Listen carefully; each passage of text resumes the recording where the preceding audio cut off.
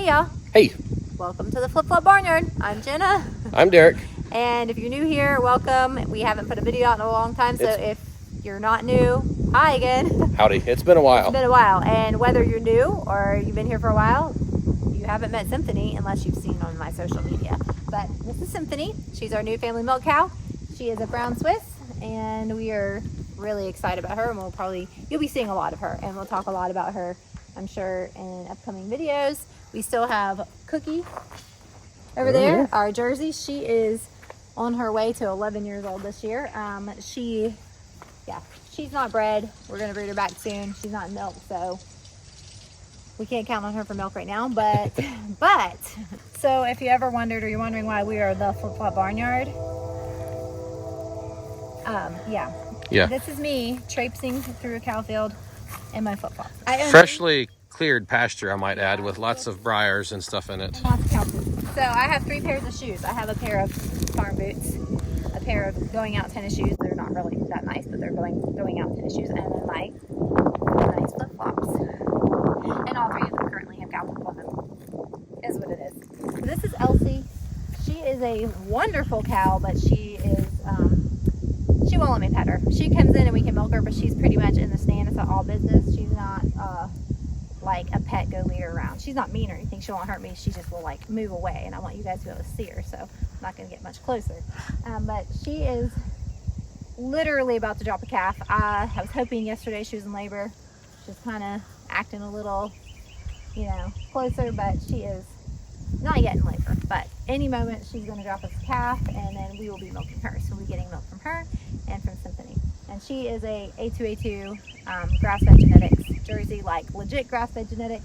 Some Jerseys have grass-fed genetics, but they don't hold their condition well on just grass. And this cow, she actually does hold condition on just grass and hay.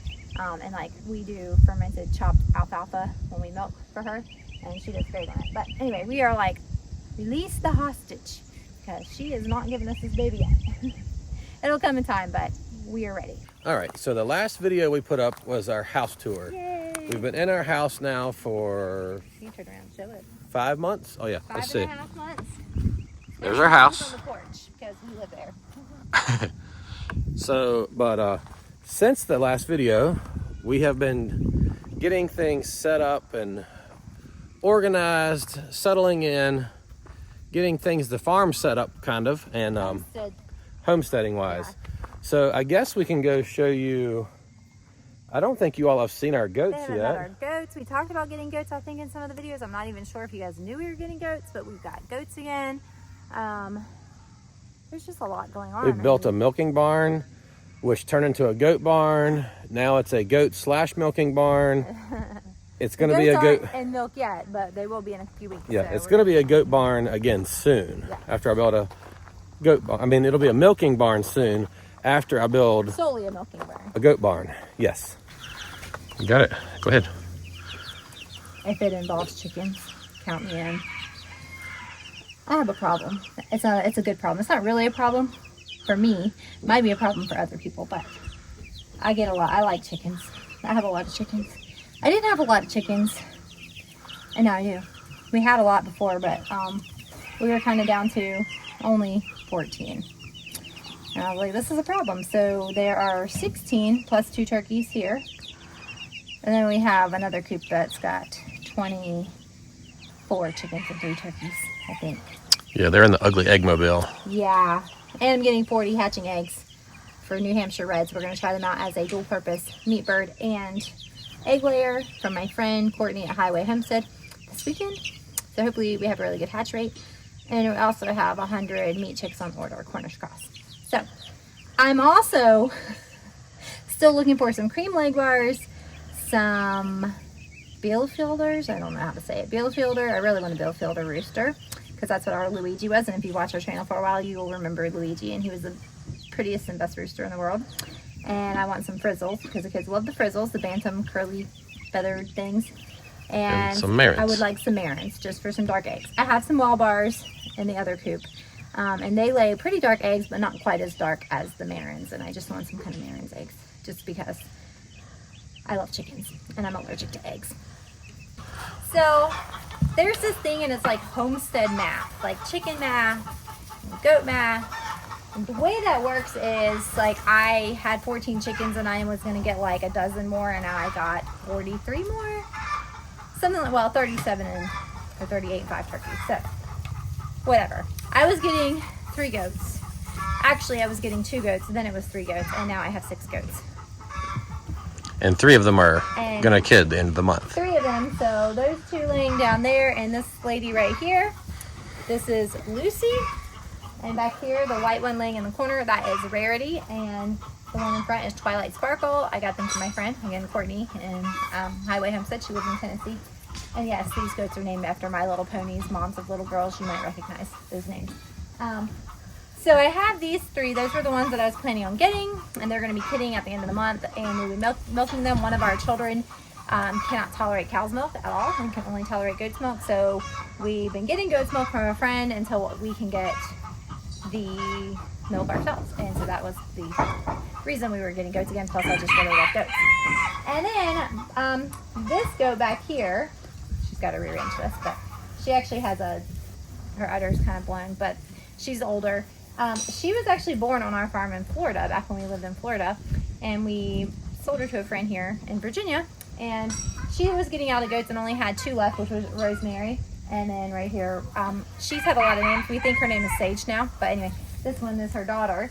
And so she was gonna get rid of them and wanted to know if I wanted them, and I was like, sure, why not? So here we are. And so these goats are Kinders, which is their own breed, but they were a cross between Nubians and pygmy goats originally. That was the original cross. And since my goats here, Sage and Rosemary, are Nubians, and I'm going to be getting into Kinders, why not breed my own? So we bought a registered pygmy buckling, Captain Elvis, back there in the corner. Those 2 are loving on each other, which I think that goat is back in heat, meaning she's not bred. So the goal is to breed these big girls to that little guy and get some first generation Kinders. We'll see. He's going to do his job, and then we're actually going to be selling him. So anybody out there that is interested in kind of nearest to Virginia, we will have a registered Great Bloodlines pygmy buckling for sale soon. So let me know if you want him.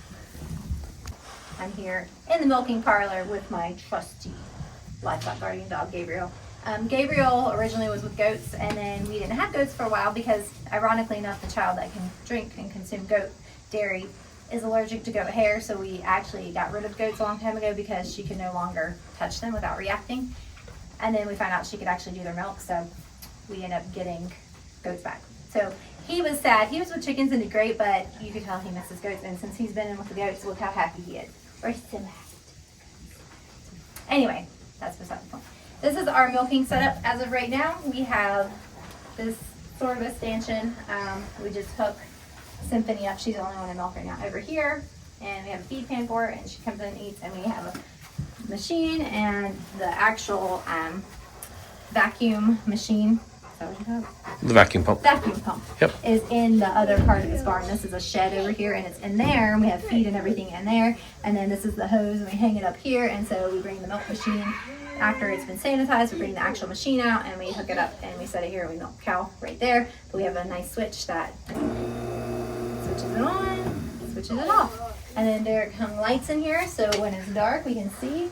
And we have a switch, and we have plugs, so if we need to either plug in a boom box or something. So, or a fan. I'm just kidding, a fan. Or a heater. Or a heater. Originally, before we ended up putting the vacuum pump in there, the vacuum pump was sitting here. We would bring it and sit it here and then had to plug it in. But now it's permanently plugged in there. And then this is my little kneeling stool. This was one of those things that I think Jack did a job, and it was in some junk he brought home. And I was like, oh, it's a great kneeling pad. A shelf so I can bring my udder balm and such things out. My teacup and Dirk's coffee cup can sit here. And then my little milk stool. My great-grandfather that I never met, he passed away before I was born. But anyway, he built this, and they used to milk cows on it, and I inherited it. And I get to sit here and milk, and then Derek gets a bucket. Yeah. That's Derek's bucket, that's my fancy stool. And the plan is, this is kind of an evolving, growing space, but we will be putting another milk stand like that, or stanchion, basically some boards just to kind of show you how it goes. Over here, our milk machine only does 1 cow at a time, but we can bring them in. And Well, it can handle 4, It can handle but we 4, only so- have 1 bucket milker and 1 claw. Right, so if we get more equipment, we can actually milk both of them at the same time, which eventually we'd like to do. But Symphony takes a long time to eat. She's a big cow and eats a lot, so we can leave her eating while we milk Elsie once her goes milk. And then we'll be building the goat milk stand because my goats are due in like 11 days. No, 13 days. We can build a goat milk stand and it can go here, so we can be doing all the milking pretty much at once. But this is our barn, and we are going to expand the barn out that way. I think we're going to take this wall out here and build up like a wood partition maybe up here. Yep. And then this will go that way, so we'll have double the space, so they'll have shelter out here, but this area will be for milking, and they won't have access to this area all the time. Right now they have access because it's the only shelter they have. And then this pen that we built, because you know we built it for 3 goats, is going to go double that direction.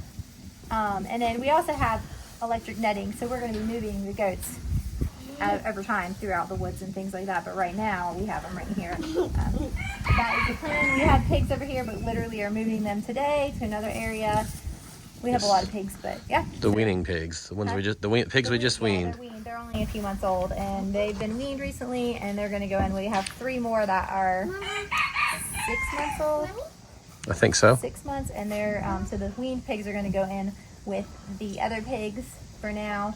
And we just butchered 9 pigs in the last month, or last few weeks, that we are some for us, and some other people got some. So we are waiting for another litter of piglets any day. So we're in the next few weeks, anyways. Here are the 3 Little pigs, but not the littlest pigs. These are not the ones we just They're the weaned. medium pigs, but now Yes. they're the big pigs because the big pigs are all freezers. The now. big pigs next to the breeders. The breeders are the biggest pigs. Yeah. But these are feeder pigs. We've got 11 more feeder pigs that we just weaned. I'm going to move over here in just a few minutes. And then we have a boar and 2 sows. Down in the that are in bottom, the bottom. near the pond. And sow 1 is due really soon. The other one should be bred and due in a couple months. Yep. Yeah. Pigs are rocking and rolling. They are. And bacon is amazing. It The is. sausage is good too. Definitely. So anyway, we've got the orchard over here behind my right shoulder. We'll save that for the next video, you guys though. probably haven't seen the orchard. I don't think so. I don't think we might Not have, in but a while since it's been Right. better now. So we'll show you the garden area and the orchard in another video. I want to take you guys in the kitchen and talk about grinding wheat, because we're grinding wheat for all of our baked goods, which I've been grinding wheat for since like 2011, 12, somewhere around there.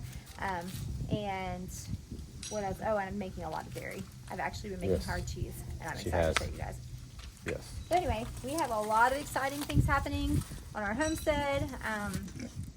And We wanted to bring y'all along Yeah, and it's- start sharing our life with you all again. yeah, it's been a busy season getting things prepped so that Yeah. we can move forward with like setting up an actual homestead, because like you guys, if you followed us, you know, we lived in campers here on the farm. We were homesteading. That was very, we had to get really creative with ways to do things. Yes. Then we were living, you know, quarter or half a mile down the road.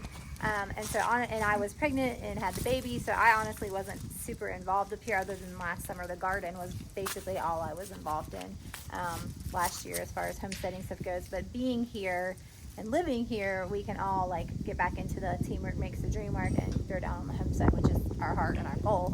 So we have like a renewed excitement and passion, I think, because we're finally in a place where we can set things up successfully and set ourselves up to succeed in it, I think. I think so. Does that make sense? Yeah. Yeah. So, anyway, this is kind of just a quick, hey, this is what is going on right here around the house. We can update you on all the beef cows and the garden, the orchard, and all those things as we move forward with videos. But we appreciate you guys. Thanks for being here. Thanks for always being there, even when we take a little break or a long break, a hiatus from YouTube.